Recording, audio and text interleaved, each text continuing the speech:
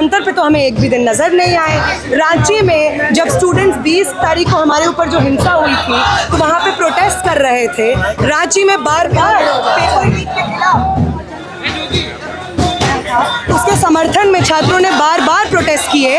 ABVP और भाजपा का एक इंसान उस प्रोटेस्ट में नहीं गया, लेकिन आपकी ये जो राजनीति आप करने की कोशिश कर रहे हैं कि छात्रों को धोखा दे रहे हैं कि हम आपके साथ खड़े हैं, जबकि आपकी पूरी राजनीति सिर्फ ऑपोजिशन पार्टीज को टारगेट करने तक सीमित है, ये पहली बात तो नहीं चलेगी। ये आम छात्रों का आंदोलन है जहाँ पे पहले दिन से आयशा के साथी बैठे हुए हैं और एक स्टूडेंट होने के नाते, स्टूडेंट एक्टिविस्ट होने के नाते, आयशा की नेशनल प्रेसिडेंट होने के नाते मैं भी झारखंड के छात्रों के साथ एकजुटता जाहिर करूंगी। और जिस तरीके की पॉलिटिक्स वहाँ पे बीजेपी और एबीवीपी के लोग घुसाना चाह रहे हैं, उस पॉलिटिक्स को रिजेक्ट हम लोग करेंगे।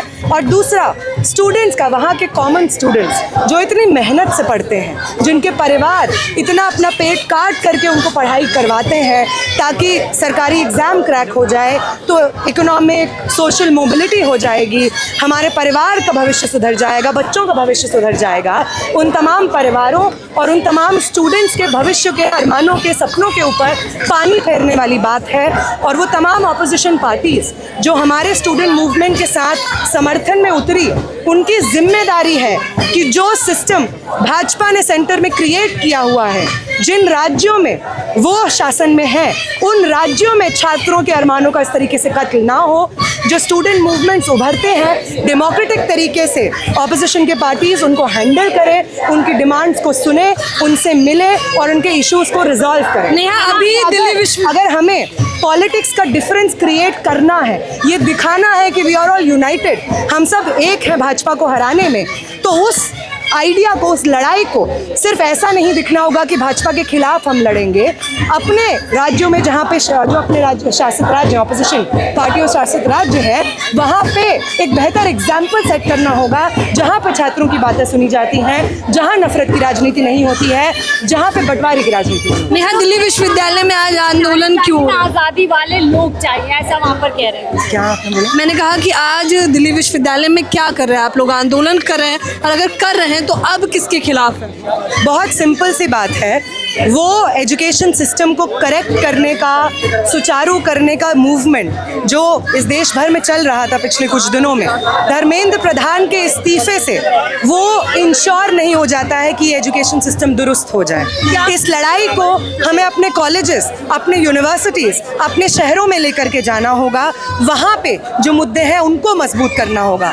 मैं खुद दिल्ली यूनिवर्सिटी की स्टूडेंट रही हूँ, मेरा अंडरग्रेड यहाँ से हुआ है, तो मैं जानती हूँ कि डीयू में जिस तरीके की स्टूडेंट पॉलिटिक्स होती है, उस स्टूडेंट पॉलिटिक्स को किस लेवल पे मैनिपुलेट किया जाता है। बार बार वो राजनीति जो हम सरकार की तरफ से, केंद्र सरकार की तरफ से देखते हैं, उसी तरीके की डिवीजन की राजनीति को एबीवीपी जैसे स्टूडेंट ऑर्गेनाइजेशंस डूसू के वक्त डीयू में करते हैं। और उसके बाद जब एक बार स्टूडेंट यूनियन में ऑफिस में आ जाते हैं तो ना फी हाइक पे बोलते हैं, ना विमेंस कॉलेजेस में हुए सेक्सुअल हरासमेंट पे बोलते हैं, ना FYUP जैसे पॉलिसीज जिससे स्टूडेंट्स त्रस्त हैं उनके खिलाफ बोलते हैं। हर स्टूडेंट मुद्दे पे चुप्पी साधते हैं। तो अगर हम चाहते हैं कि एजुकेशन सिस्टम के सूरत हाल बदले, तो हमें अपनी यूनिवर्सिटीज़, अपने कॉलेजेस का सूरत हाल बदलने से वो शुरुआत करनी होगी। 20 जुलाई को याद रखने की बात कर रहे हैं नेहा, 20 जुलाई को याद रखने की बात आप कर रहे हैं, लेकिन अभी तक सरकार और दिल्ली पुलिस उन आरोपों को नकार रही है लगातार। 20 तारीख को जिस तरीके की हिंसा हुई, जो पैलेट गन्स चलाए गए, जिसको आज सरकार भी मान रही है, जो बारबेरिक हिंसा हुई उसको भी आज सरकार मान रही है, जितनी MLCs हुई, जितने लोग भर्ती हैं, गन शॉट्स तक के वो रिपोर्ट्स आ रहे हैं, द हिंदू में आया, तो इन तमाम इश्यूज़ पे आज तक न्याय नहीं मिला है। उसके अलावा ये हो गया कि जो लोग न्याय मांग रहे थे उनका ये राइट विंग का IT सेल ट्रोलिंग करने लग गया। स्वयं प्रधानमंत्री इस तरीके की घटिया भाषा इस्तेमाल करने लग गए कि हम इन बेटियों को माफ़ करते हैं, आप हमें क्या माफ़ करेंगे, आपने जो हमारे ऊपर हिंसा की है उसके लिए हम आपको माफ़ नहीं करते हैं।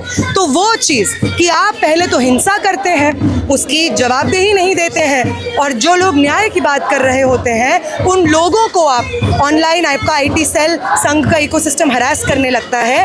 इस चीज़ के न्याय की मांग और उसकी पूर्ति अभी तक अधूरी है, और इसकी पूर्ति सिर्फ तब होगी जब होम मिनिस्टर अमित शाह बर्खास्त होंगे, जब कमिश्नर ऑफ पुलिस अनुराग कुमार बर्खास्त होंगे। बस।